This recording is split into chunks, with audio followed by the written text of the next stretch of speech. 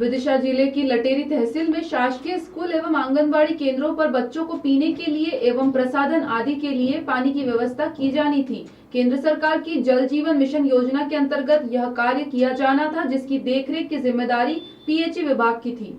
विभाग से प्राप्त आधी अधूरी जानकारी के अनुसार लटेरी में करीब 150 स्कूल और 75 आंगनवाड़ी केंद्रों पर पेयजल की व्यवस्था की जानी थी और लगभग 2.25 करोड़ की राशि इस योजना पर खर्च की जानी थी, लेकिन सालों से चल रहे इस काम को अभी तक पूरा नहीं किया जा सका।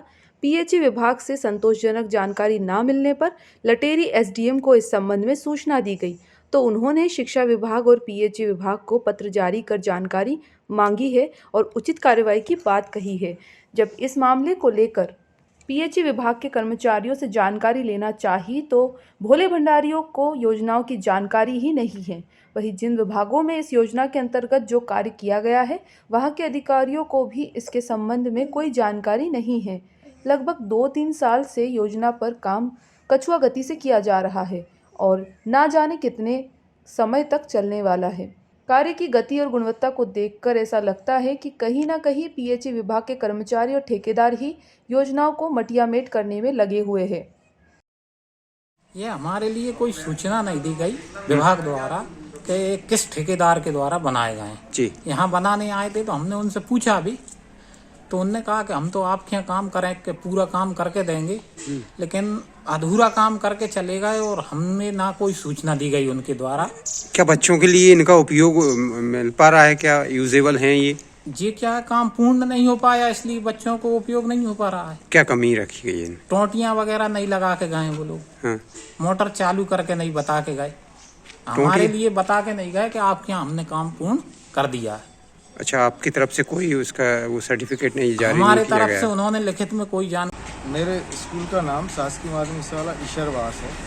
वहाँ पे जल संवर्धन जो योजना थी, इसके तहत टंकी तो रखा ही है, लेकिन उससे बच्चों को कोई लाभ नहीं हो रहा है। उनने बिल्कुल सही ढंग से कोई टोंटी वगैरह या कोई सही मतलब फिटिंग वगैरह कुछ नहीं की, और जो मोटर भी डाली है हमारे सामने नहीं डाली, और वो चालू स्थिति में है या नहीं है कोई उसकी जानकारी भी नहीं। कोई प्रमाणीकरण आपने दिया है अपनी तरफ से इसमें? जब वो आए थे शुरू में तब कुछ कागजों पे वो साइन करवा के ले तो गए थे कि हम ये काम करेंगे, इसके हैं। अब ये जानकारी नहीं वो कौन से कागजों पे साइन करवाए थे, वो साइन करवा के ले गए लगभग। सर, किसी कोई मॉनिटरिंग एजेंसी आपके पास आई कि कार्य पूर्ण हुआ है नहीं हुआ है?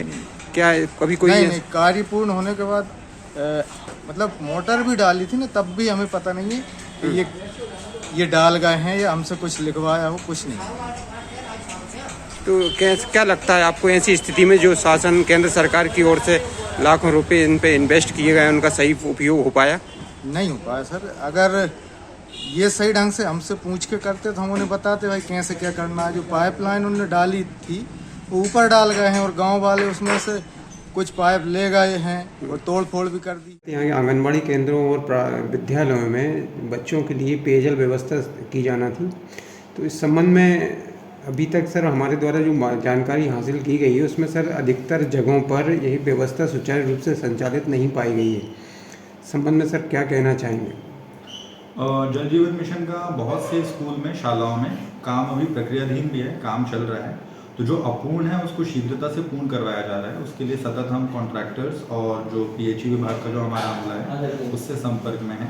और यदि किसी स्कूल की और शिकायत आती है कि वहाँ पे कार्य पूर्ण तो हो गया परंतु सुचारू रूप से वो चालू नहीं है, तो उसकी शिकायत जैसे ही प्राप्त होती है हम उसको सुधारने के लिए तुरंत निर्देशित करते हैं और उसमें कार्रवाई की जा रही है। एक बार क्योंकि आपके तरफ से जानकारी आ रही है कि कुछ और स्कूल में भी सुचारू रूप से संचालित नहीं है, तो आज ही मैंने एसडीओ पीएचई से इस बारे में रिपोर्ट मांगी है और बीईओ से भी इस बारे में रिपोर्ट मांगी है कि जितनी भी शालाएं हैं, कितने शालाओं में क्रियान्वयन में है ये योजना और जल प्रदाय वहाँ पे हो रहा है। एक बार उसकी जानकारी आ जाती है और उसमें कुछ डिफरेंस पाया जाता है तो हम इसमें और फोकस होकर काम करें। लटेरी से राजेश विश्वकर्मा की रिपोर्ट।